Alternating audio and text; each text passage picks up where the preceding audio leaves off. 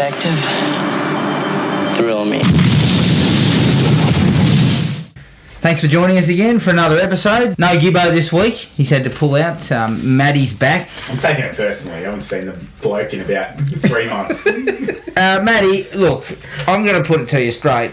Last week there was some fucking gnashing of teeth about the strangers, and I'm not going to lie to you. I think it's just going to have to be said, fuck you. I said because nobody was happy with that shit. Do not watch it. Yeah, but we had to finalise the pair, and you didn't turn up. Oh, I haven't got the OCD of completion that you do, mate. Stitch up. Yeah, you cheat us up. Yeah, no worries. Yeah, look, we'll finish it. Sorry, I can't make it to that. Yeah, I think that's why, Gibbo had worked his way back in. He got over his issues with now he's left again. Things, and then once he had to watch that, he's bloody kicking down doors on the way out. All right, this week we're going back-to-back Australian flicks, and this was a Jared pick. We're going to start with Two Hands from 1999. Now, Jared, I believe you said it's borderline action. Yeah. It's probably more thriller, drama type thing. There's barely any action at all, but I just wanted to watch it. I thought it fits into the kind of... Oh, look, it finds a niche for me. It sneaks its way in. All right, before we get to that, let's do a whip round. Now, I've got plenty. I finished Harper's Island. The last 3 episodes are shithouse. They are.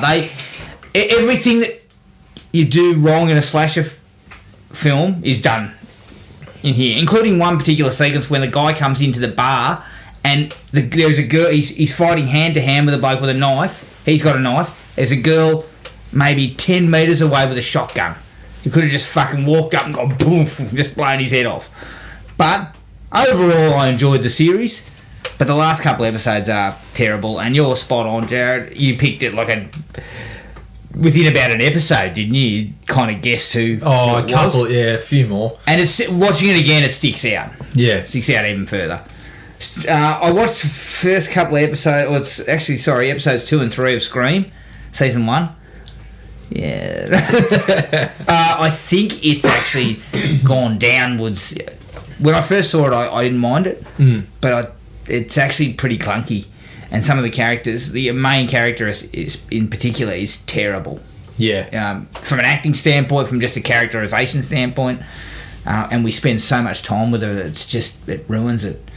Did see that section of the 3rd season, the little clip they put out with Paris Jackson? Yeah, it looked all right.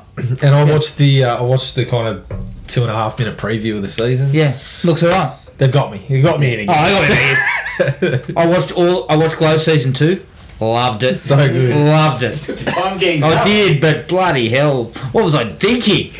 I mean, I saw the advert for the 3rd season, and I was like, I better get 2nd season done. Yeah. And I watched it. I just loved it. It was just great awesome. Show. Mark Maron. You know what? My personal favourite episode that other people might have felt it was filler, but they did an entire episode of the women's wrestling. Like, they actually did a whole episode it would have been, including the dumb storylines and all that sort of stuff. Yeah. I thought that was great. Confession tapes. I watched the first episode of the Confession Tape season 2. Mm-hmm. Not guilty. This is pretty standard. I love these blokes. Yeah, one guy's in the FBI, and they are basically just leading this guy down the garden path, mate. You know. One of them in particular, because he was so tired, I think it was, wasn't it? He was just knackered, and he just decided, and just gave up. That was the one where they didn't even question him in the bloody police. They took him out to some shack somewhere. Took him to the back of the bloody sheriff's house. So no one knew he was there. And that's every time, he asked for a lawyer multiple times, and they fucking roll out to the door and say, "We've got your daughter rolled up here, we're going to bloody put her away if you don't confess." They should laugh, because it's fucking disgusting. It's disgraceful. It's disgraceful. I also watched another true crime one called Death Row Stories, which was really good. Similar type of thing. People on death row for a crime they reckon they didn't commit. There was one really interesting one where it was a double jeopardy case. It's really interesting. I'm not going to spoil it, but it surprised the shit out of me at the end. The Society, episodes 2 through 4, very interesting.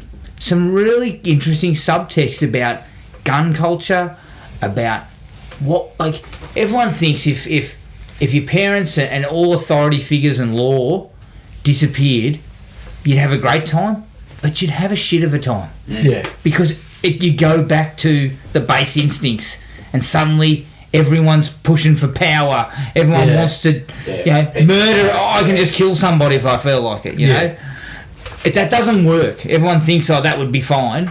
And then you end up bloody Fury Road.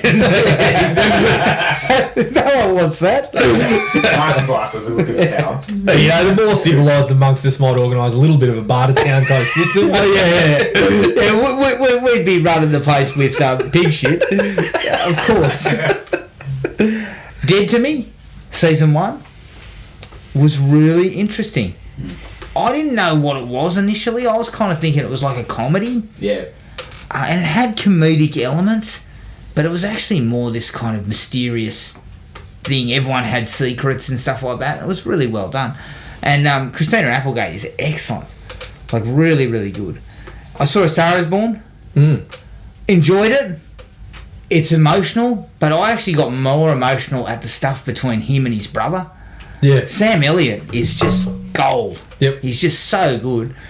But a really well-made movie, some fantastic music, and Lady Gaga is excellent for someone who'd never been in a film before. I mean, look, you've been in the Three-Way film clip, you know. Yeah. What about Andrew Dice Clay? Yeah, he's excellent too. I know, surprising. Yeah. Well, funnily enough, he did another one a few years before, Blue Jasmine. Same sort of thing. He's really, really good. Toy Story 4. Really enjoyed it. It trod a little bit of the same ground as 3, but I just liked the way they kind of called back to some stuff from the other films. I really liked the addition of the new characters. Key and Peele and Keanu Reeves were excellent. And overall, really enjoyed it. Child's Play remake? No. Not happy? No. Not happy? Nah. Right. Look, it had moments that were okay, but just overall, it didn't do anything for me. You know, I was kind of like there going, nah, you know, that was it. Came out of it, sort of went, that'll do. It was sort of like, why? And I think that the creator had made a similar comment about we're still making films that are being well received in the Child's Play. Yeah, film. So what's the point of this? Yeah, yeah. And Mark Hamill... Well, it's fucking... We can blame Christopher Skase. Can we? Yeah, because Christopher Skase was pushing in to purchase... Shit, who had the rights originally? Was it Orion? Or Yeah, something? Ryan, yeah. And he wanted to purchase and didn't like horror movies, which is why they sold it off after the first one was a success anyway. So Orion retained the rights to the first movie, and then Universal picked up 2 and 3. 2 and 3, and so Universal owns Child's Play and Chucky, but Orion retained the rights to the original, which is how they got away with Making the remake, and has aside Chucky. from Don Mancini continuing to make his. Right. So that's how it all Skase. Fucking Skase. Yeah, he didn't like horror movies. He also didn't like the law and/or adhering to it. Yeah, after that happened, I'll join the chase for Skase. Although he's a bit easier to find these days. Yeah, he hasn't moved in a while. Although I believe he was innocent, according to his family. I'll leave that up to you to decide. There's a Netflix special coming in. Shaft. I watched the new Shaft. Is that the new one? The new one? Or the one that's on Netflix. Just dropped on Netflix. Really? It had a short run on in cinemas in the US, and then it went to Netflix. All 3 generations And of it was Shaft. bloody good. I had a great time with it. Sammy Jackson is just in his element in that. It works so well with him. The whole thing about his son and the girl he was with, that he had her with, who sort of had to get away from him because he was he was constantly in danger. She felt it was going to endanger their son. She's fucking piss funny as well. Yeah. Yeah, she's just ripping into him at every opportunity. She's just giving him absolute dressing down. It was great fun. It was exactly what I would have wanted from a Shaft movie. It was kind of like funny, but entertaining with a little bit of action. Worked out well. And the last one, sorry, I got 2 more. I watched yesterday. Mm-hmm. Oh, yeah? How's the soundtrack? Oh, fantastic. Jeez, they get points for that. it had some really good moments. One in particular that was so poignant and so well done. Like, I loved that bit, but it kind of didn't quite nail the tone. There are broad comedic bits, like Kate McKinnon is just Kate McKinnon, weird and kind of, and got a few laughs. Like, I laughed a few times, but then suddenly we're back into thick drama territory, and it just didn't quite gel. Look, Danny Boyle's taking a page. It's not really a Danny Boyle sort of movie. Like, it doesn't strike me as something that he would have been that interested in. But then again, he'd recently been fired from a James Bond film, so he's probably just looking for a paycheck, I think. Look, so what I'm hearing from you here is that there's still room for Blinded by the Light to be movie of the year. Of course. The Beatles didn't cut it, so Springsteen's going to stroll in and take it's movie got of the really year. good moments, and I can see why people might like it. It has those moments, but it just didn't work for me. But the one thing I will say is there's a reason you can tell, I think, why the Beatles have been so successful for so long and so well regarded is that lyrically it's still brilliant, written in the 60s, and it's so well written that long ago. It's still accessible. Yeah, it's just that's the magic of it, I guess. And the last one, I went to Sandler territory. I went back to Sandler. Oh, you didn't. Murder mystery. I don't even know what that is. Yeah. Look, it was not good. Adam joined the cavalcade of idiots that decided to watch 31 it on million Netflix. people cranked that shit out. Why wouldn't I get on board? I thought it was an absolute winner. I could think of a number of reasons myself. But it's not by no way is it a great film. But of all the Netflix ones that he's done, it's by far his best one. It's the least crap It one. made sense. It at least had a plot that worked. So it's the shiniest turd in the bowl. Yeah, pretty much. Yeah. Sandler, it's just the comedy stuff just doesn't work. Like, No. as soon as he starts up his comedic stick, I just sort of go, has he forgotten what being funny is? Possibly. The comedic stuff was the least enjoyable part of it. Yeah. I mean, it was classic kind of like Murder on the Orient Express. Group of people, dead body, who did it. And that... Which isn't such a bad Yeah. idea, and you could get a bit of comedy mileage out of that if you're someone else.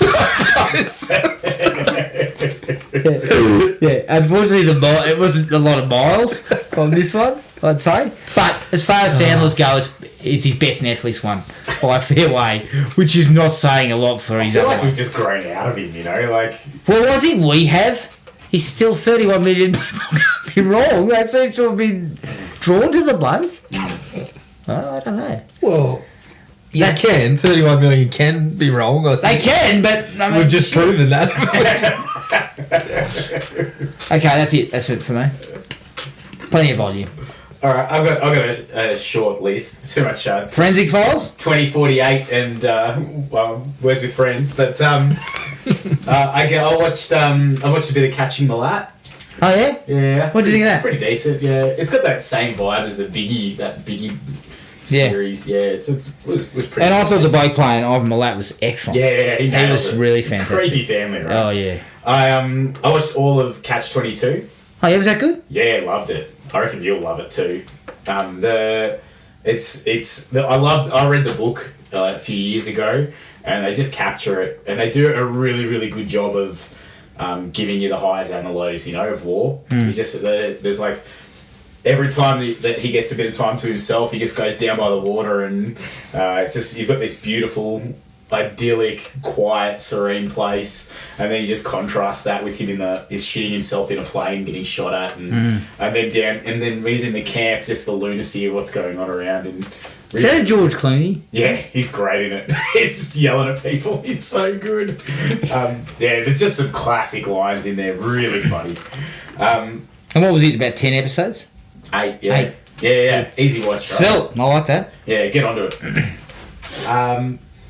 I was trying to... My kid was sick this week, so I spent a bit of time with him. And the only thing that he didn't even want to watch the Wiggles. I was like, I'm in trouble. I'm in trouble here. I chucked on Annie, the remake of Annie, and loved it. he's especially the one with Jamie Foxx? Yeah, Jamie Foxx just coughs up some food in a gaff as like he's trying to become a politician, president, and he spits on someone and. That's what about your feelings on the whole thing? Well, my kid was coughing food up for the next 3 days. Is that the one, like, if I remember the original Annie correctly, the woman who runs the foster home is kind of plain and ugly looking? Yeah. Isn't this Cameron Diaz? Yeah, she's pretty objectionable in it. She does a good job. I'm not sure that that's, I thought it was alright. The songs are good and it was fine. It was good enough. Yeah, I was like, when you figure out it's produced by Will Smith, you're like, oh, that makes sense. Yeah, it was good. It was fine. Yeah. There's been in the background. There's been a bit of just tattoo of us. It's not a joke, guys. That's the one with the guy who got the woman taking a poop, and There's some good There was the first episode that we watched. There's this cousins tattooing each other. One of them gets a giant Donkey Kong on her because her cousin goes, "Because you're really hairy. That's why it's funny." and then she's like crying, and then it's time for her to reveal the tattoo that she put on her cousin, and she's put a stamp on her thigh that just says the word "slut" on it. It's like, oh my god, these people are objectionable. If you go on that show, really, you surely know what you're getting yourself in for. The one that they kept playing on Joel McHale of the guy that gets his belly button turned into an asshole is where he gets shown that and he goes, fair play. Fair play. Not fucking fair play. I'm firing up left and right. The best one is sometimes there'll be like a really nice couple that go on, and one of them's like, "We're on this show. Let's take the piss." He got a tattoo of himself on his wife to be, and she's got like this really thoughtful one about his dead grandfather put on him. Good. And it's just the contrast pretty funny. Yeah, objectionable. But it's always the bloke doing the stupidest of things. The backdrop of TV in our house has been Love Island as well, which is sickening me at the moment. I'll leave that to you. I don't understand how you can be in a house for 2 weeks or whatever, however long they're in there, and you're like, how come you don't love me with all your heart? Yeah. And then, how dare you call me sharp? I don't even know you. I can't. I don't even know you. How dare you call me an attention seeker when I'm on national television, international television? It's so dumb. There's some dumb people watching it. I apologise to the world. Yeah. Well, you're still on fucking probation for the last week. I'm pumped though. I'm gonna watch all of Stranger Things tomorrow. I've got. Yeah. Well, I better come back. I watched the first episode tonight. Loved it. Yep. Yeah. It was excellent. That's me done. It was really, really I watched. What was the one with the Keanu Reeves with the two Asian people? Always Been My Maybe. Yeah, we saw that as well. That was before it got all hyped up. His performance was gold. The guy, Keanu's good in it. He just rocks up. The main guy's awesome. He's a rap about Keanu. Yeah. It's one of my favourite things that I've seen all year. Not that I watch very much good stuff, but that's me done. Okay, Jared, what do you got? I've got a bit of volume as well. I too got onto Stranger Things. 4 episodes in. Just love it. I just love it. I find it really hard to critique the show just because I love the characters so much. I just love spending time with the characters. So, I mean, Steve and Dustin are just... they're just cracking me up as usual. Really, really enjoying it. And so far, the best part about it, I think, has been Dakin Montgomery. He's been fantastic early on. He's really kind of... he's not, without getting too far into what happens to him, he's really kind of... he's taken on a bigger sort of role, and he's really knocking it out. No, he's Billy, isn't it? Billy, yeah, the dude that was kind of the bully last season, the guy that was getting around in the car and the leather jacket and shit. Yeah, cool. So he's an Aussie actor, and he's really knocking it out of the park so far. 11/22/63, finished it off. Quite enjoyed the show. Like, it's a really good premise. I think the show took some turns that the book didn't. Franco kind of won me over in some ways. They took some turns that the book didn't take that I didn't really like. With Bill, for example. Yeah. I tell you what though, Stephen King's copped a bit of flack for endings at times. Fuck, this one just kicks you right in the balls. Yeah. Like, it's just a ripping ending. It really lands. Like, you feel like he does what he should do, but you just fucking takes your heart out and stomps all over it. Speaking of taking things out and stomping all over them, I watched Dark Phoenix. Is it as bad as they say? Yeah, it's pretty rough. It was just boring. Just bored me to tears. How long was it? Bored me to tears. A tidy 2.5. It was a shade over 2, and just mate. When you took movies in the gurgler for 100 mil, and you know it's a bit of a turd, you cut that to 90. Shave that shit. Shave that down to 90. Yeah, pretty naughty. But even if fucking Fassbender comes in the next day and says, I'm not even in this. Yeah, mate, sorry, we had to make some cuts. Yeah, well, it didn't need to be. So, yeah, I'd committed to cinema time, and it was that or Men in Black 3. I just did that. Talk about fucking nuts in a vice or a blender. That is the absolute epitome of it. Yeah, so I wouldn't recommend it, in short. Child's Play. I also saw Child's Play. Yeah, how'd you take it? I was a little bit different. I quite enjoyed it. Really enjoyed Mark Hamill's. Yeah, he was good. I don't know. I haven't seen a lot of Aubrey Plaza. I could do without seeing any more of her because she was. Well, she got nothing to do. Well, there were so many fucking characters. Yeah, I actually didn't mind it. I didn't mind it overall, but I came out thinking you should have just made this movie and called it something else, but you didn't have the take the Chucky name. You didn't think you would cash in on it, so you just chucked Chucky's name on it and tried to cash in that way. Well, I mean, at the end of the day, they probably met their budget and more. Yeah, in the cinemas, so they probably went with the Child's Play angle, the killer doll angle. But you're right, they could have just had a killer doll because all the stuff about it being Wi-Fi connected. Was different. Yeah, everything else was different. So. Yeah, I was a little bit. I was mixed feelings. I didn't hate the movie whatsoever, but I just felt it didn't need to be a Chucky movie. So I watched Confession Tapes as you did. Yeah, again, this is not a bad sort of true crime thing, but yeah, just once again, if I ever get pointed out for anything, which not a high likelihood over here, but if for some reason the cops are knocking on my door, first thing I'm saying is get me a lawyer. Yeah, get me a lawyer, and I'm not talking to. Like, it's just unbelievable the lengths that some of these guys went to get a confession out of someone who seemingly was the wrong person. Yeah, just unbelievable. And again, following on from that, I watched the entire season of The Wrong Man. Yeah, which is people who'd already been convicted, and a couple of fairly experienced lawyers, investigators, police went to sort of sort things out. The best thing about it was mostly there was a result. There was a resolution, and there was sort of rather than just consistent dead ends, there was a result. One of the episodes is actually on Curtis Flowers, which if you've been listening to the In the Dark podcast, is the bloke that got tried for the same crime 6 times and kept getting overturned, but then kept getting tried for it again. So it was interesting to watch that along with In the Dark. But yeah, another one, not a bad little true crime thing. Jessica Jones, I watched the entire season 3. Yeah, was it good? Who's the villain?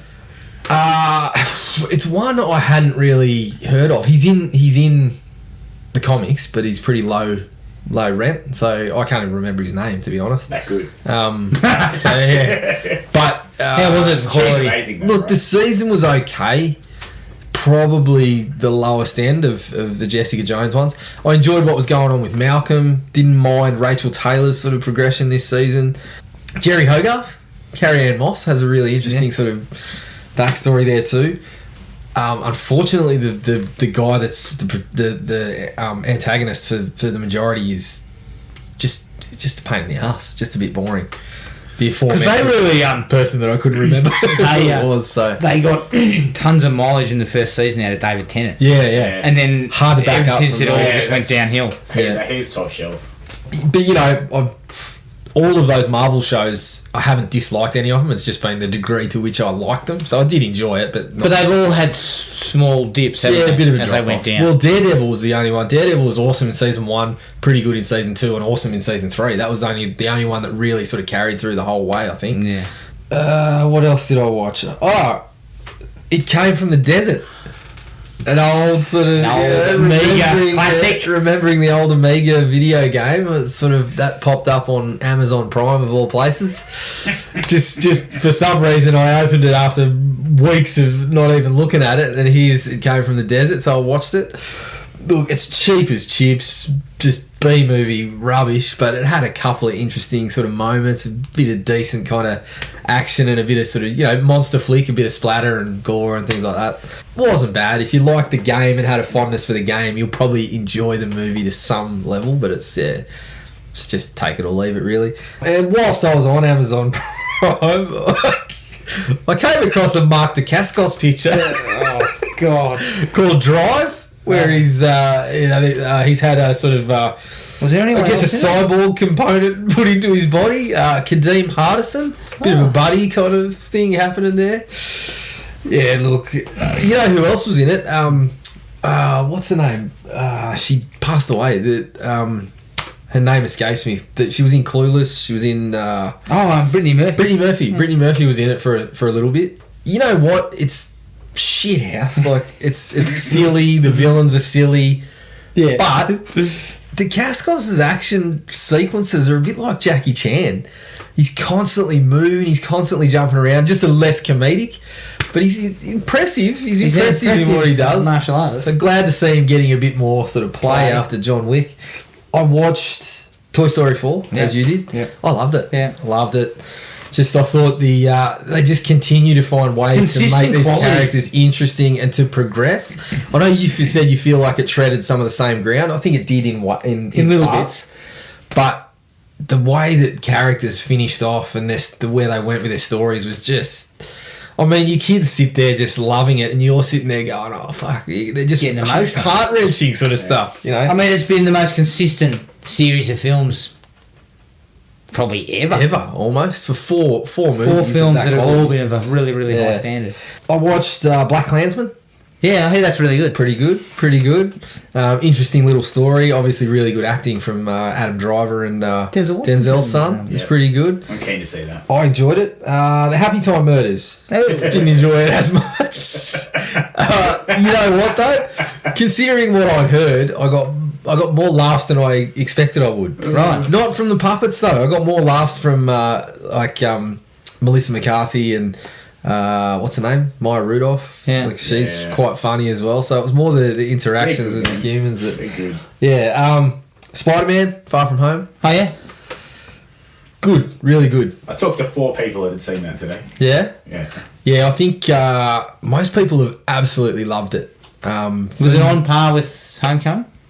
Yeah, probably a little bit better. Probably a little bit better. Jake Gyllenhaal's really good. The story goes places you don't really expect. Which is some people have said it's the best Spider-Man movie. I probably wouldn't go that far. I think Spider-Man 2 is still the best one, and I really liked Into the Spider-Verse as well. But it's definitely up there with. If you enjoyed what Marvel did with Spider-Man's character so far, you won't be disappointed. So, and that was me. All right. Let's take a break. Quite a bit there, Matty. I forgot Rocket Man too. Saw Rocket Man. Yeah. That wasn't bad. Yeah. It's a very theatrical version of. Good soundtrack. Yeah, love it. Give me. I was singing the whole time, but it's alright. Good. Yeah. All right. Let's take a break. Here's a trailer for 1999's Two Hands. I got a new job, and you could say I'm moving on. Yeah, what are you doing? Everyone down, there's a fucking hold up! I'm Open your drawer! Open your fucking drawer! All of you, open your drawers! I'm working for a guy, just doing odd jobs here and there. Right. Give me your keys! Go! Was that you on that Bankstown job today? Didn't know you could handle yourself so well. I got a lot of work coming up. I could use another set of hands. Well, I did see a chick called Sharon drop a big pile of cash on. Yeah, how much? 10 grand. Then you come straight back here, all right? Yeah, no worries. It's okay, she'll be back. Just gotta kill some time. Who's that fucking Jimmy? Wasn't he supposed to be here by now? You want me to find the prick or what? Did you see someone go through me stuff? Sorry? Someone stole me fucking stuff! Did you see someone go through it? I didn't see anything. Bando. No, I can't say where I am. I haven't got it. There are no two ways about this. If you don't find the 10 grand, he'll kill you. What's happened, Jimmy? One of the new guys. First day on the job and he rips me off 10 grand. Panda, he's after me. I mean, I've heard some bad stories about him. He's all right once you deny him. Yeah, we're going to have to find the prick and do him. Why don't you just go away? What's stopping you?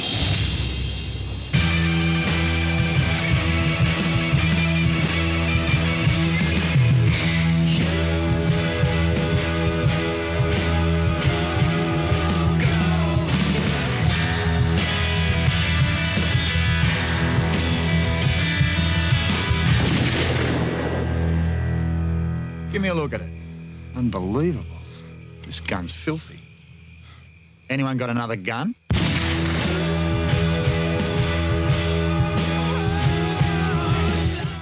Two Hands, written and directed by Gregor Jordan, who did Ned Kelly. And it's produced by Marion McGowan, who produced The Rage in Placid Lake. It stars Heath Ledger as Jimmy, Rose Byrne as Alex, Brian Brown as Pando, and David Field as Akko. I couldn't really get budget and box office on this. It's a little more difficult to get. I don't believe it was very highly budgeted, in the sense I think we were only talking a couple of million. And box office, you know, might have made a little bit of money in Australia, but I highly doubt it would have even gone outside of Australia, would it? I wouldn't have thought so. Not widely. No. Akko and Co, the bad guys, all drive Fords, while Wazza, Craig and Deirdre, the good guys, drive Holdens. Didn't even pick up on that. There you go. All right, Matty. I thought it was really good. I'm happy with the 4.5 on this one. It was just a quality movie, good banter. It didn't age apart from the fashion. And I actually had a copy of this, so it's shit. Winning on all fronts. Yeah. And you didn't watch Three Hands or something like that. all right. I'll take this anyway. Really good viewing. Yeah. Jared? Yeah, look, obviously, as we said, it's not really action, sort of skirts. It's more sort of pulpy crime movie with, you know, heavy doses of Aussie humour in there. I love it. It's just criminally kind of forgotten. Yeah. Like, people just don't even talk about it anymore, but I'm the same. I went 4.5. There's just so much to like about it, and the characters... Aussie stock, right? Yeah, pretty much, yeah. Or Pulp Fiction. The characters, like, they kind of paint everyone... They give everyone a little bit of colour. Like, it's not just flat characters. There's very few of them that are just there for no kind of purpose. And it's just so fucking funny from start to finish. I can see how it wouldn't translate overseas. Yeah. But I love the Bogans. But I actually think if you put that aside and you were from overseas and you had a look at it, and you accept, you know, because everyone knows Heath Ledger, so you'll check it out. I think you can get past it because it is legitimately amusing. Yeah, absolutely. Like whether it's the Bogan stereotype, still there are lines that are just so funny. Yeah, I kind of get it from both angles. But it's very Australian. Yeah, it's very Australian, and as you know, Matty was saying, there's a lot of references to things that like Australian slang, for example, that would just go past people who hadn't sort of, you know, come across it before. But yeah, it's just such a good movie. I just loved it. Loved it. Yeah. I'm absolutely filthy that Gibbo wasn't able to be here, because he would have been... I can just imagine the bloke. He'd have been glowing about now. Yeah. I reckon it's one of the best Australian films of all time. And it's nowhere. I've looked at several lists today, and it didn't even get anywhere on the list as being one of the best Australian films. And I'm thinking, well, you know, I remember liking this film, but watching it yesterday, within about 2 minutes, I just, you know, it just flew past. It was so enjoyable. And even some of the stuff that could have gone wrong didn't go wrong. Yeah, but the non-linear plot, like Pulp Fiction, is the gold standard, but this is right there. Because it's not really... I guess... Non-linear stuff actually ends up coming around nicely. It's only really one callback. Like, it's pretty linear. Like, you start off with something, then it goes back, and then it meets this timeline. Yeah. So everything else is pretty... But then everything sort of comes back in near the end. Yeah, it's sort of different kettle of fish, I suppose, but it's... Yeah, it's definitely in the same ballpark as something like Pulp Fiction. And it works a treat. Like, I gave it 4.5. I only had one negative. There's only one thing that I didn't particularly... And it's not that I didn't like it, I just felt it was unnecessary. To get straight into the likes, it's great to see that kind of pulpy crime using these low-life characters. Yeah. But yet is so uniquely Australian... And it uses all those things that a lot of other movies that I've watched, Australian films, where I've just gone, oh my God, we look like scumbags. Yeah. It uses all them, but it uses them to their advantage of the plays film. them better. It doesn't just play the stereotypes. Yeah, and it works it out really, really nicely, the way it all sort of... There's a bit of depth to every character. Like, they do that yin-yang thing. I mean, the classic thing is Jimmy...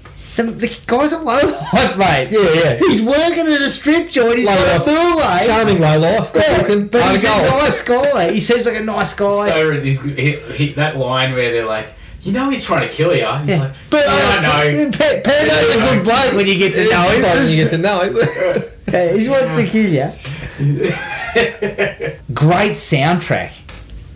Yeah. Powderfinger, mate. Powderfinger. These days. Classic. Oh.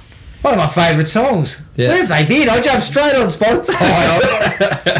Grab it all this Powderfinger. Oh, just a fantastic soundtrack in general. I think there's a little bit of Paul Kelly in there. There's also a little bit of Alex Lloyd. Yeah, there's a bit of Alex Lloyd in there. Some of it, sometimes you don't notice it because other things are going on around it. Yeah. And you just kind of take you away from it. But yeah, there was a couple of tunes in there that I was just like, oh man, I haven't heard this in ages. But yeah, it was pretty good to hear. Supercast. Australian cast. Unbelievable. At the absolute best. Top to bottom. Get. Like everyone. Even the people that didn't really have long careers, they just nail it. Everybody. Like Acco, Wall. Obviously you've got Ledger and Rose Byrne who you know, went on to bigger things. And Brian Even Brown. The small bank robbing crew. Some of them are barely in it, but they're fucking spot on. They're so good. The mum, when she's go and visit your mother, Jimmy. Just everyone's think he's trying to kill you. Someone's out to get you. Yeah, Susie Porter. Susie Porter, really good. Yeah, and like she's only in it for maybe about 15 minutes. You're just like she's trying to get away from everything, but then she's just right in the mix of crime and stuff. Fucking trying to live this good life. I must admit, I love that sequence where he rings Zacco up, Pedo up. Yeah, mate, I can't tell you where I am. Yeah, look, someone stole the money. No, I can't tell you. Yeah, and you can kind of hear, it's really low volume, but you can kind of hear the... Fucking get your ass over here. Just the hangs up. Yeah, Brian Brown is almost the MVP of the... He's fantastic because he has a couple of really... He actually spreads the... He actually has to do a couple of different kind of, you know... He has to go from different emotional ranges because there's the whole stuff where he rings up the missus and says, it's Blake at work, tough day at work, Blake's ripped us off 10 grand, we'll have to fight him and kill the cunt. Put him on. The next thing you know, he's talking to his son. Mate. He's watching the origami show. He's hanging out with these idiots that are sort of doing his bidding or whatever, and he just knows how to change gears. Yeah. Give me your keys. Yep. And he's like, nah, mate, it's like, give me your fucking keys. And just changes the complete. And I love there's two specific scenes. One when he first turns up to see Heath Ledger. Yeah. He's in the car, sucking on a VB and a stubby holder, and he goes, so what are you doing tomorrow? You know, I've got nothing on, got a bit of work for you.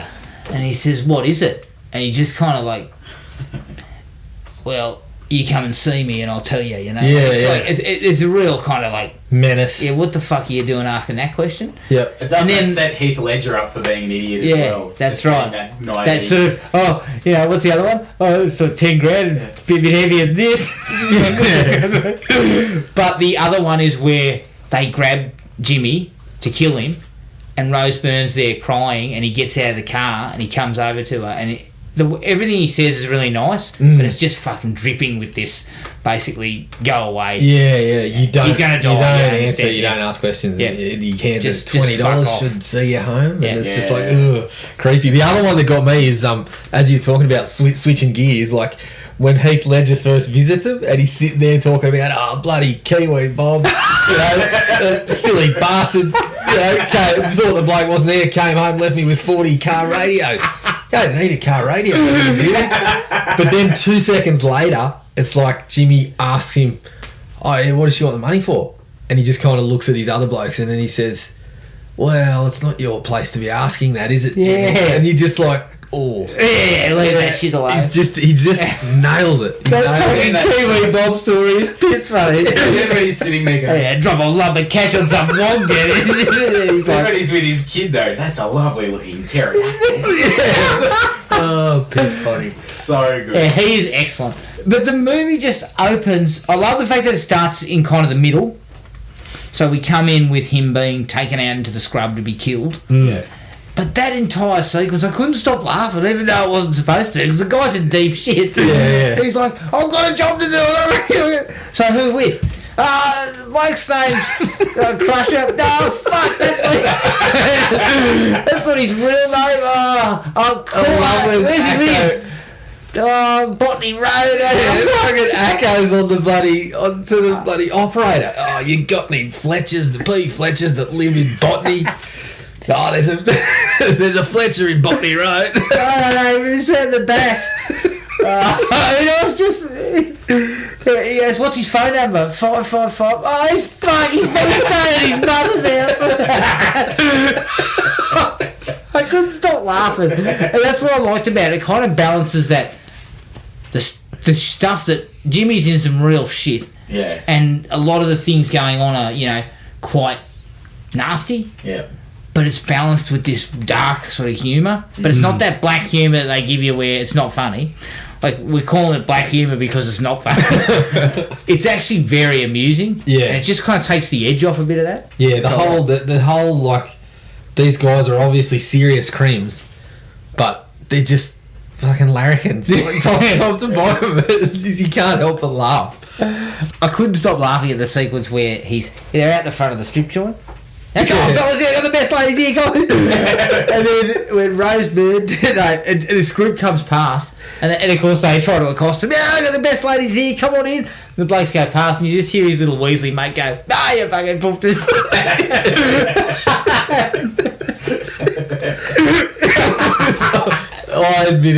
I was laughing heartily too. Obviously, that's a term I don't use often. I don't use it at all. It's just anymore. kind of randomly, But it's just thrown in there.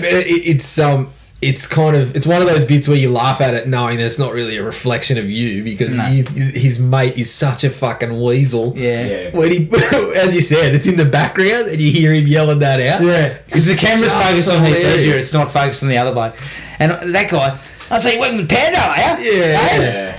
Hey, with Pando. What are you doing with Pando, eh? Yeah, he's such a scummy, weaselly little bit of work that you just can't. That kind of sets him up. Yeah. That whole sequence and that line sort of sets him up. Well, this is the kind of bloke we're dealing with. Yeah. He's just such a fake tough guy throughout the whole thing. Yeah. The way that he kind of, when Heath Ledger says, "I'm working for Pando," and he fucking looks him in the eye and puffs out the chest and grabs his hand, shakes his head. Good on you, mate. You're going places, mate. Congratulations. Yeah, Pando. Yeah, funnily enough, I mentioned this to you beforehand, but that actor, I believe he doesn't act anymore, but he is an associate professor at a university about Japanese culture and Japanese history. Wow. So he's certainly gone on to bigger things. Yes.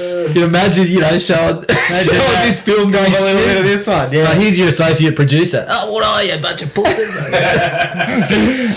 Going back to acting quickly, Heath Ledger is excellent. It's kind of bittersweet to see him. Because he was such a good... This kind of put him on the map a little bit. Yeah. And it showcases how good he was. And it's just sad to think that he died. Up to this point, I didn't He'd been in really Sweat. know. Well, I was going to say Sweat and Raw. If you'd watched Sweat or Raw, you weren't thinking he was in Black Rock. He was in Black Rock. But this was the one where I was kind of like, oh, fuck, Heath Ledger, this bloke's pretty good. Yeah. And then obviously he took off. And With 10 Things I Hate About You. He plays naive so well. Yeah. Yep. He's just really like good. just an idiot. Like, Yeah. he's kind of like, because that's the whole line for him through the first probably hour is, oh no, Pando's a good bloke if you get to know him.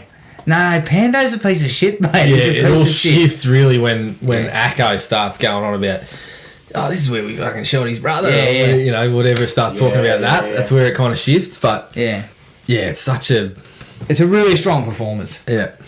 Maddie mentioned this stuff and we talked a little bit about it, but the whole opening the movie talking about the yin and yang, and then spending the whole movie actually doing that, like showing the good guys, the good guys are in a seedy underworld and working on doors and strip clubs. They're knocking over banks. Like the bit where they start having the meeting about robbing the bank and the bloke rocks up going, oh shit, I got the kids with me today. And it just normalises everything like they're just doing a bloody normal job, an office job almost. Pando's the same. Like Pando's the scum and the villain, but they're playing with his son. That's where we come here and going, oh, I got a triple word score. So he runs through the whole thing about his words, and Akko just goes, yeah, I used up all the letters, so that's 131. Fuck. But even Akko does not get a win. Akko's like really the real seedy one. He never gets anything to do bar this real seedy shit. But even he's got that touch of the other side when he's, he gets the fucking bullets out of the wash, and you see him. Oh yeah, he's a crook. But he's doing his laundry. That's how he fucked up his bullets. It's so well done. Wall's another one of my favourites. You don't see as much of him, but it's clear that even though, like for starters, he's the funniest looking one because he's always wearing footy shorts and pluggers. Yeah. But he's clearly knowledgeable. He's always got a fact to. Oh, not really, Pando. This is kind of correcting everybody. I cannot believe someone who's 35 would die of a heart attack. Oh, you'd be surprised. Biggest killer in Broke Line of 30. Well, that's what they say.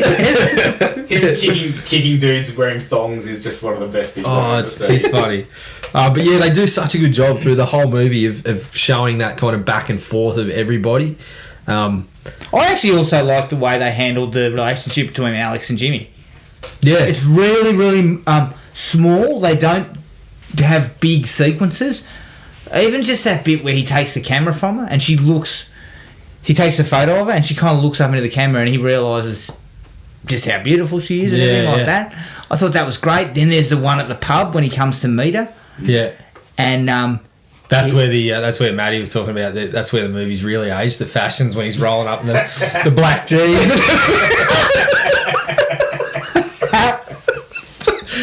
The black jeans and the maroon button up. Yeah, it looks ridiculous. But yeah, those. But I think they do a nice job. Really nice job. It starts off really awkward too. That first conversation where before he takes the camera off, it's so awkward. But you can see they both. So you're the strip club guy. Yeah. Like he's all happy about it. It's really awkward, but it's so relatable. They both want to continue the conversation, but they're just pulling for little bits of small talk to try to keep it going. And as you said, they're so stupid. You're the strip club guy. Oh yeah. What do you think? I'm working with someone else. Yeah. It's really, you can buy that they're really interested in each other and how disinterested she is in everyone else. Yeah. Especially Les gets short shift when they're in the house together and he's trying to engage in conversation. That is again, giving him absolutely nothing. That is one of the funniest scenes in the movie. It's just hilarious. Oh, you got the pictures? You got the flicks out in the country? Oh, you probably wouldn't have the pictures out in the country, would you? No, we do. Fuck. What do you reckon, man? You can go to the pictures. You want to go to a movie tonight? I don't know what I got on. She says. The sequence where he takes the cash, he tries to drop it off to the woman, she garks it, and she's carking it. There's a bloody heart attack in there, which is absolutely comic genius. And then he goes to the beach and stupidly makes that decision. Yeah. And I love the way that the voiceover says, "Well, you make one mistake and it can really fuck you up." Yeah. And it's like you can kind of see why he would, because it was really hot and they kind of pushed the whole, it's going to be a scorcher today and all that shit. And then just that sequence where he comes back and he realises it's gone. Yeah, he's yelling at randoms, emptying out people's bags. Yeah. And then that's where you introduced the two kids into the mix. You know, they took the money and they were watching him on the beach and all that. I thought that stuff was really cool. And again, it was kind of a comedy of errors how he lost the money. Yeah. Well, I don't think you've look. I know you mentioned it, but I don't think you gave quite enough time to the bird carking it. It was one of those things. Like, I remembered lines and bits from this movie. I just didn't remember that. So when she walks out, she's going coughing everywhere, and then fires up a dart and fucking for one or two breaths, and then off she goes again. Back from under the bench top. And then they leave that and obviously go to the beach and whatever. But then Wall kicks the fucking door down and races over it. Cactus.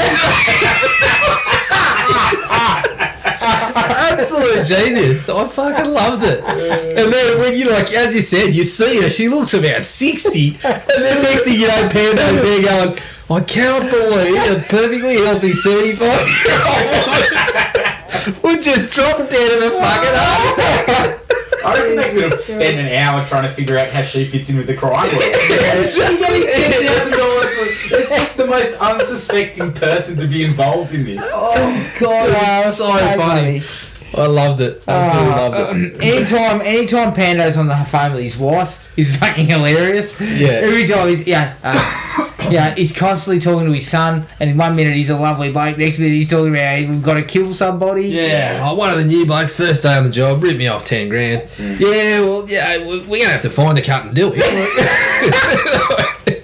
It's just like discussing your shit day at work. It's such a it could be a long one. But. With Pando though, that whole thing of they're about to kill Jimmy, or they've just tried their best to kill him, and then the next time they see him, they're like, "You handled yourself really well." And my testicles are like pancakes. It's like that thing, like the biggest bully in the room gets the most respect. Yeah, and it was. He says the same thing to him when he first gets there at the start. Yeah, I hear you knocked out Kiwi Bob with a uppercut. You know, he's no mug, Kiwi Bob. Then he launches into the story. Hey, he dropped a lot of cash on the spike. The bloke's in the back dropping a turd.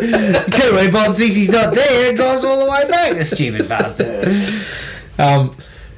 Akko, like I know we gave the cast and the characters like awesome due, and I've mentioned Akko already, but he's constantly making me laugh. Like, he's just the entire movie, as I said, he's like the blackest soul of a lot of them. He's just an angry bastard and he's just not getting any wins, but fuck, he's just making me laugh over and over. Like, it kicks off with the as Matty said, oh yeah, give me your keys. Oh, you're not taking my fucking car. I've just had the gearbox done. It means it works, doesn't it? Give him the keys. And like, he's constantly, as you said, his anger at fucking losing board games. And, one of my favourite parts is the gun. When, you put a dirty old bullets in a dirty gun. Yeah. Well, fucking righto. You're all the way to top here, put 20 bullets in rats later. Yeah, he's just comedy gold. But again, menacing, kind of menacing figure. Have you got any bullets left? No. Has anyone else got another gun? Yeah. Where is it? It's in the car. Well, fucking go get it. And when they hit the kid. Yeah, like that came out of nowhere. I remember when I first saw it, I was like, "What the hell was that?" Yeah. It was one of those moments that I'll constantly remember as like such a surprise.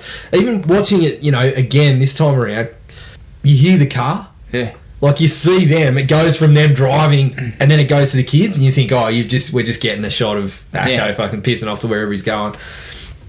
But then you just hear the car slightly, but still, like, I remember the first time we saw it, I was watching it with a couple of mates, and we had to pause.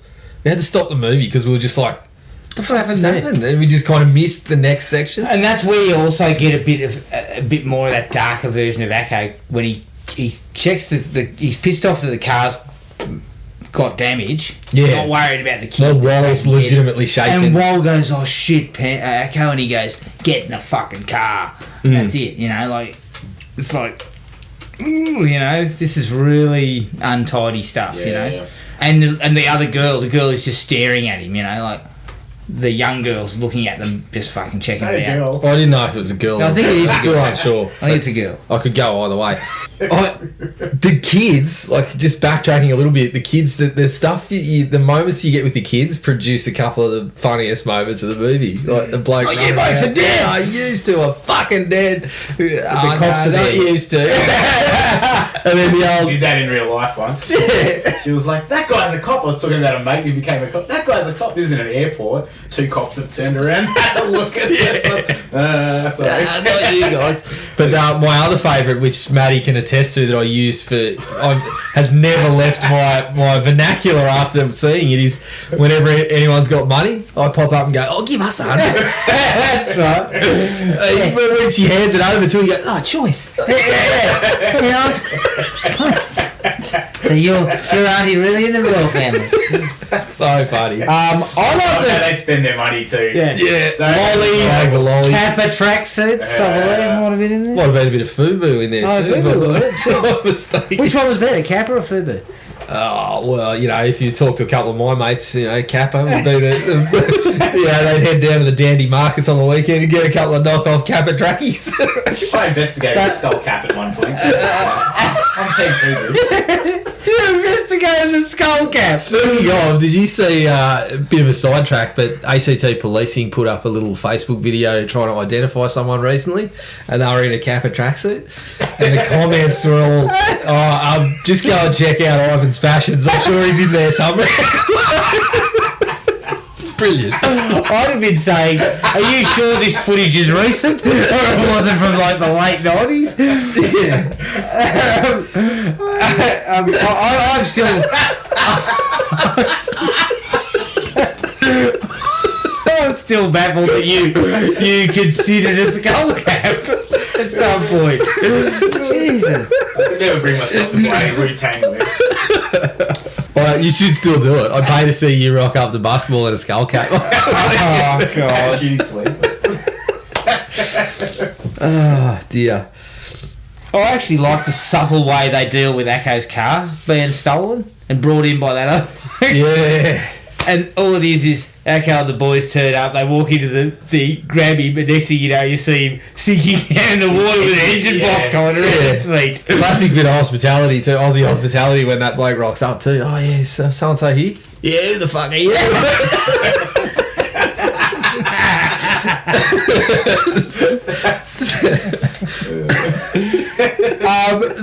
The bank robbery planning, it's just classic Australia. He's got the kids, they're fighting over the toys. He's going, just get you play with your ray gun. Oh, gee, your toys, mate. And then they start talking about robbing a bank. And the whole idea, got a guard on? Yeah.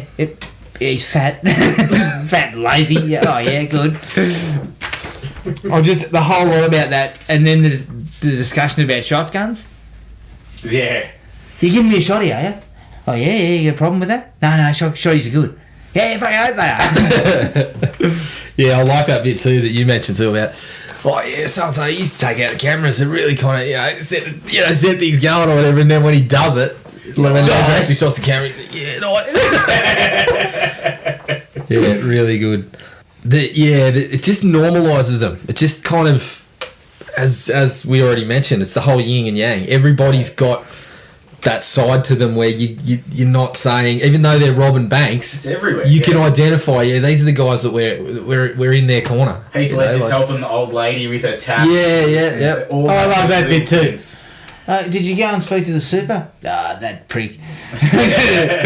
That prick's not going to help me, plus I owe him money. Yes, alright, I'll come back and do it later. Yeah. But yeah, like, everybody seems to be, like, they try and normalise these places as best as possible. Yeah. So they're sort of saying, they're criminals and they're bad guys and everyone's doing dodgy things. Yeah. But they have normal lives. They're following a set of rules that exists, and it's just, if you're breaking the rules, then you're in trouble. That's the only time. Yeah, the guy sort of says, "I got to get home and get some tucker into the kids," after he's just planned an entire bank robbery. Now he's super excited to do it. Yeah. It's kind of like, well, yeah, look, these crims exist in the exact same world we do, in the sense that they have children they have to feed and they have to look after and all that shit But too. I like that it was the underbelly. These people exist, and you know they exist, but I guess we don't ever see them as much. Well, we don't work in those circles, I guess. Yeah. So. I've already mentioned it, but a couple of Les moments, like the bit with him and Rose Byrne, obviously is piss funny, but it also serves to highlight like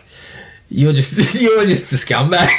Everything he does, like there's a couple of giggles, but everything about him is you're just a bit of a scumbag and you're just not up to it. He's kind of like the other side of Acco, like he's kind of starts off on the opposite side, but he's just kind of coloured by shit too. He's just constantly doing the wrong things. That him getting belted with the saxophone, gold, fucking brilliant. So good. When he tries to, sort of intimidates, he's trying to make a name for himself and tailing Jimmy, and then as you said, he gets the courage up to fucking intimidate him. Like just flogs him around the head. Just absolutely hilarious. Look, And then the best bit, to me, the funniest bit in the movie is when they rob the bank and the bloke tries to leap over the counter on the way out, trips, lands head first, skull first, knocks himself out, and then Heath Ledger drags him or tries to drag him, and he's knocking on the window to the getaway driver. Yeah. Man, they give us a hand. Doesn't that just serve to change the pace again when they shoot the back window out? Yeah. And the driver's dead on. Yeah, and that sequence there, that's what I loved about it too, because there's all this comedic sort of stuff going on. The guy's knocked himself out, and it's funny. But as Heath Ledger runs around the car, he looks down and sees the driver, and it's just and they've shot a cop too. Yeah, there's a big pool of blood underneath his head, and for a second it goes into slow motion, so he's sort of looking at it, and you sort of realise things aren't good here. The car getting the tyres getting shot and just the wheels spinning. I also love that bit where the Hot 95 or whatever, you get the $10,000 and you got the sticker on the back of your car. Oh, that was such a funny way to bring back, all this shit he's gone through, but then he's just going to win 10 grand if he fucking waves at the bloke, but he runs him off the road, like, so funny. But yeah, as you said, like, it's constantly going back and forth between this really funny kind of thing and then those moments that remind you, oh yeah, these blokes are in real deep. Real life. They're in some serious shit. So I also love the minute silence for the dead driver. Oh, and the little eulogy, like Oh mate, he's a bloody good driver, good bloke. I once heard him tune up an engine in like 3 minutes or something. Once by ear. Heard him tune a carby by ear. And then everyone just take a minute silence. Bam! Off comes the bloody shotgun. Told you not to fucking touch that. Yeah, it's so good. When Jimmy walks back in, oh Jesus, Jimmy, my testicles are like a pair of pikelets, you bastard. that was a very tiny display, Jimmy, very tiny. I love that bit where before he comes back in, they're playing chess, and Acco's got Pando in a bit of strife, and Wal's sort of. Yeah, and Acco keeps going, threatening him quietly. Then after everything goes down, they come back to their game of chess after Heath Ledger's been there to give him the money and everything like that. And he goes, Wall just pipes up with, "Your pawn's in some shit there, Pando." "Oh, shut your fucking mouth!" There's Acco yelling at him. Yeah. But that whole sequence at the end when the girl comes up the stairs and they go past each other and it's in slow motion, he kind of looks at her and you got Powderfingers playing in the background, then she comes in, shoots the $100 notes come back with the bullet, shoots Wall, shoots Pando, and then he goes for his gun, fizzing bullet and comes back. Doesn't he give it one last fuck. And he gets killed. I thought all that stuff just to see it all sort of come back around and tie everything up right at the end, I thought was brilliant. Yeah, I love the way that, as you said, everything circles back. The notes circle back. Acco running over the kid circles back. Yeah. Even the narrator going, it comes back and then he's like, "All right, I'm going to leave you. You got to make your own choices now." After the bullet fizzed the first time, he makes his own choice after that. I thought that was really good. Yeah, I even liked at the beginning. I was like, "How come we're coming up from the bottom of the earth and it's that rising shot in the opening sequence?" And even that you sort of figure out later on is just all because of Heath Ledger's brothers under the ground. Any other likes? I mean, there's probably plenty because I only had one dislike. Yeah, I think. Look, I could talk for bloody I think we've hours retold about it, the but I whole think thing. we've pretty much gone over it. I just love it. Such a underrated bit of work. I think. Hugely underrated. As far as dislikes are concerned, and I wouldn't even call this a dislike. It's just I felt it maybe wasn't necessary, and that was the dead brother. Oh yeah. Seeing him, because the narration, they did well enough to even explain that it was the brother telling doing the narration, because he even says, you know, my brother Jimmy, we got the same tattoos on our arm, and you know, it's Heath Ledger, so you know that's Jimmy. The guy talking is the, and then they come back to it when he says, "This is where we put his brother down," you know. Yeah. And here, not that they were bad. Yeah. It's just that I just felt it was probably not necessary. Yeah. Look, I had a similar dislike. It wasn't so much that you saw the brother. Like, I really liked that it was narrated by him, and I didn't mind. I kind of liked that he was watching over him, and you would just see him occasionally.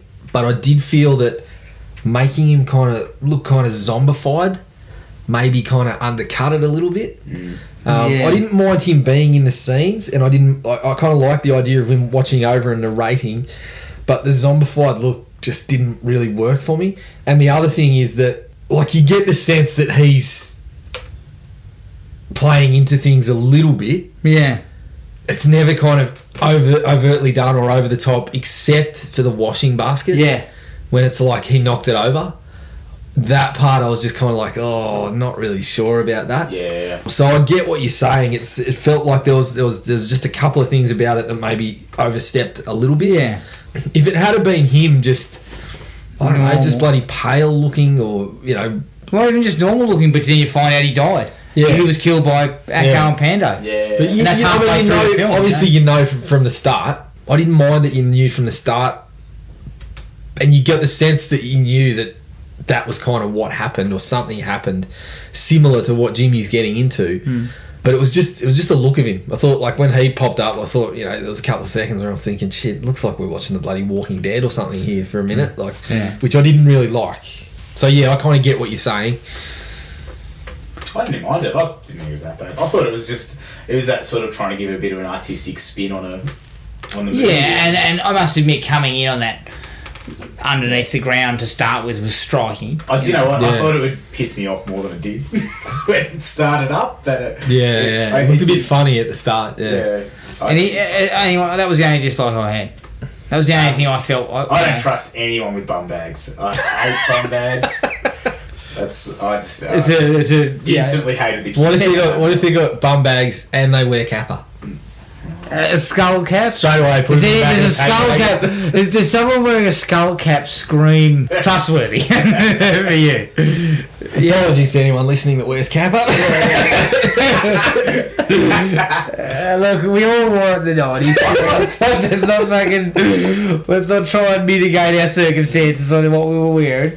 I never wore the yellow though. The yellow kappa was a bridge too far. Nah, too far for me. The only other thing that it's such a minor thing, but I'm just, every time I watch it, I'm like, who's going to bury the 10 grand and go swimming? Like, who's going to do it? Just sit, it's stupidity. Sit on your carpet or ring Pando back and go, she's not answering, mate. I'll just come straight out back. of the town as well. Yeah. Same thing. Fuck no.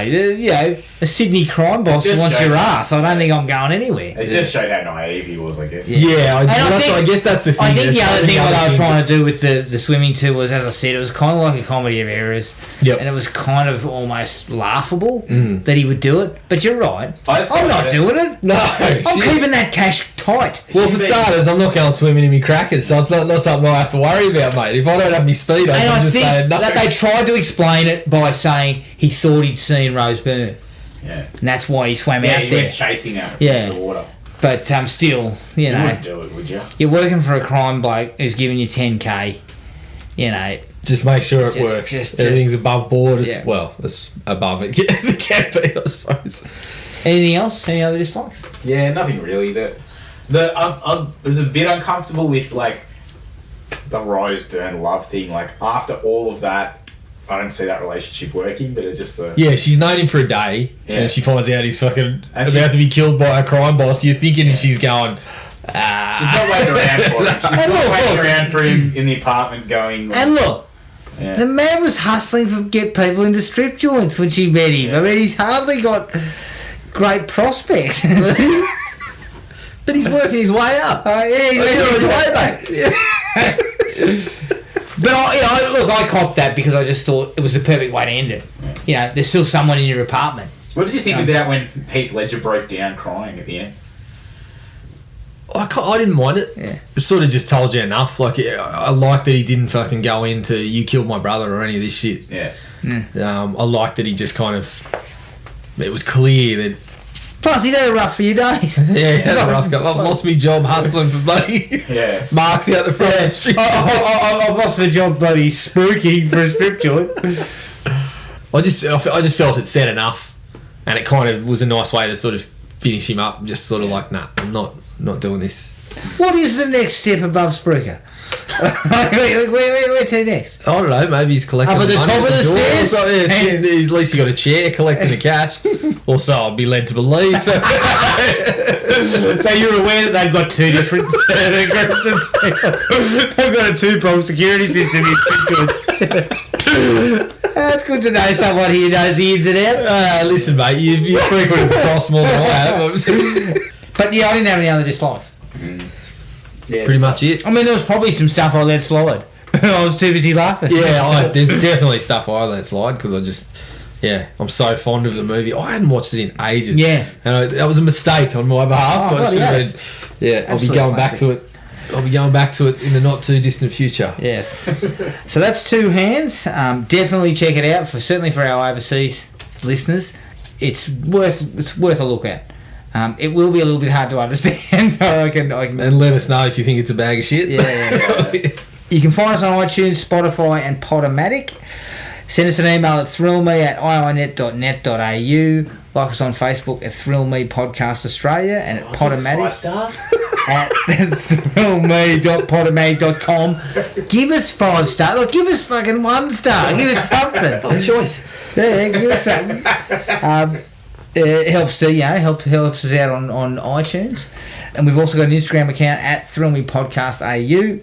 And next episode, another Australian film, more recent Australian film from 2009, The Loved Ones. But until then, take it easy, and we'll catch up with everyone later. Cheers. Find the podcast at Podomatic or on iTunes. Don't forget to rate and review. Like us on Facebook at Thrill Me Podcast Australia, or contact us at thrillme, all one word, all lowercase, at iinet.net.au.